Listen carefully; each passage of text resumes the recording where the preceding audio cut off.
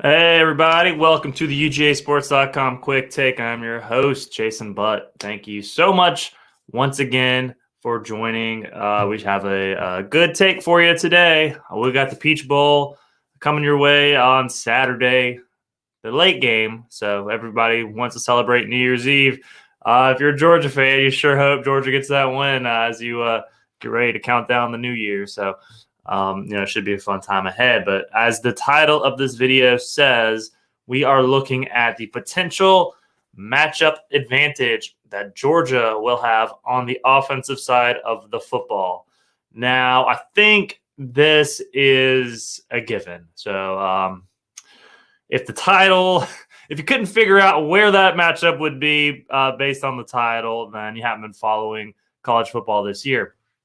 Georgia, over the last 6 games, has been averaging 219 yards per game on the ground. Now, I think where Georgia, when it comes to their ground game, I think where they can really have an extra advantage is with Stetson Bennett and the use of his legs. Now, they have not used him primarily, like they haven't used him as a runner. I mean, primarily, obviously not. He has been a great passer. He has commanded this offense really well, limited the mistakes that plagued him early on, maybe as a his third year or fourth year, whatever it would have been. When he first was a starter before he got replaced by JT Daniels. He had a lot of mistakes then. He had some of those what are you doing kind of moments maybe midway through the season last year. This year, just about completely gone. He's had the number of mistakes you would expect your elite quarterbacks at the college level to have. So excellent season, obviously a Heisman finalist as a result. So, a great throwing quarterback, has the speed and the ability to scramble and make plays as a runner. But they haven't had him. They haven't really done any designs, not many designs for him to do that. I think the Auburn game was maybe the one time I can think of maybe a quarterback design run where he took off and he had the big run for the touchdown. Now, I think that Georgia can use him to their advantage against this Ohio State rushing defense.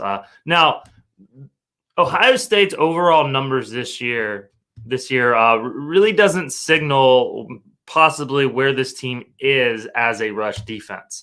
15th in the nation.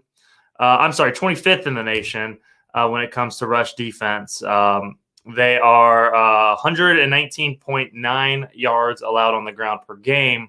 However, when you look at Ohio State's schedule, look, they got Notre Dame early in the year when Notre Dame wasn't any good. Now, this is the Notre Dame, the September Notre Dame that lost to Marshall. Notre Dame didn't run the ball up particularly well against Ohio State. Their games after that were Arkansas State, Toledo, a not good Wisconsin team that fired its coach, Rutgers, Michigan State, which was down this year, Iowa, which had one of the most absurdly bad offenses in Power 5 football. Penn State was the one team that they played that finished in the top 10 outside of Michigan. And they had Penn State finished with 101 rushing yards, but minus 20 of those were from sacks. So really 121 from the running backs in a game that Ohio State got out early on. So, Penn State was caught having to throw the ball. Northwestern, Indiana, Maryland, which Maryland actually put up 30 points on them. And when you look at Maryland, that was definitely more of a Talia Tagovailoa kind of doing his thing, passing the ball. So not a whole lot of running. Maryland having to keep up. You get to the Michigan game. I said all that to get to the Michigan game. Michigan, Donovan Edwards. They don't even have Blake Corum in this game, or they did, but they didn't use him much because of the injury. Donovan Edwards, 22 carries, 216 yards, and 2 touchdowns. He had touchdown. There were runs of 75 and 85 yards in this game. Ohio State finally played an elite team and got absolutely gashed in the run game. Georgia's offensive line, one of the top lines in the country. Michigan and Georgia, once again, like last year, regarded as having two of the best, having the best offensive lines in the country. You're telling me Georgia is not going to be able to look at that film and take advantage of what Ohio State put out there. No, don't get me wrong. Ryan Day and that offense, they're going to make their corrections.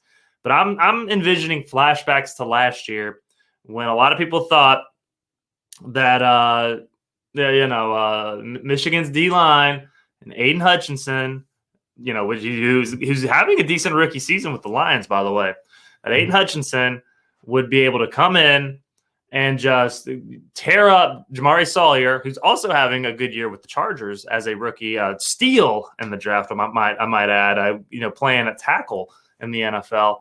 I just remember hearing all that. And then next thing you know, Georgia's offensive line dominated a Big Ten defensive front, and they were able to run all over them. Stetson Bennett had time, threw for 300 yards, and Georgia had a pretty easy victory.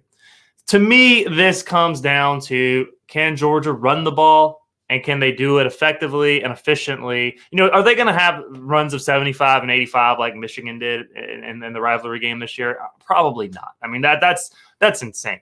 And I think also when you do think about the 75 and 85 yard runs that Michigan did have, I think you can then say, well, that was just two big plays, and then 216. You minus that, you do the math, and it really wasn't as bad as it. No, I mean, come on, you had two ginormous runs that you just can't have, in a football game. Point is, I think Georgia's got a pretty sizable advantage. I really do. I don't know. Let's put it this way. Ohio State has had one game this year against an offensive line that resembles Georgia's, and it was Michigan, and they got destroyed.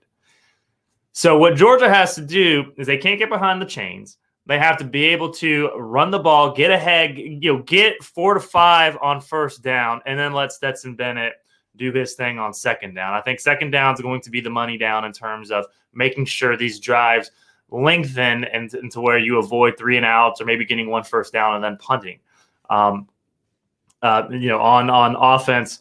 But I think if you're able to set that up early, that opens up your first down play action game, which Todd Monken's going to want to get to. Now, all that said, I think I could also envision a scenario where Todd Monken comes out and they want to go guns blazing, and they script the game early with some first down play actions. Then they hammer the run game after on the subsequent drives, which then sets up the play action down the road.